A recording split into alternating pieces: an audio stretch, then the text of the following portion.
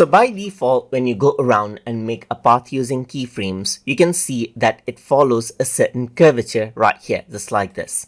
So now there's also a way by which you can go around and let it not follow the curvature. So for that, you need to go around and select around the keyframes right here and right click on the keyframes right here. And over here, you can see spatial interpolation. If you were to choose linear, then what happens is that now there is no points at all. It just follows a linear path right here.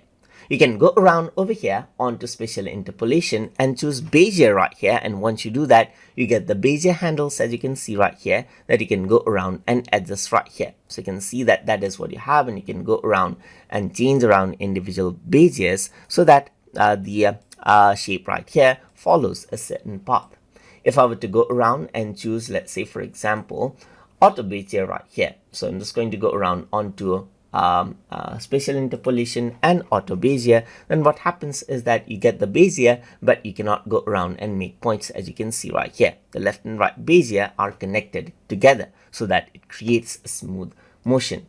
If I were to go around over here onto spatial interpolation and select continuous Bezier right here, then what happens is that you get Bezier in the beginning as well, just like this. So you can go around and control it out right here.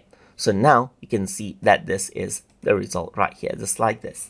So those are the different keyframe spatial interpolation option in case you're animating positions inside of Adobe Premiere Elements. So I hope you guys learned something as always. And as always, please like, comment, share, and subscribe.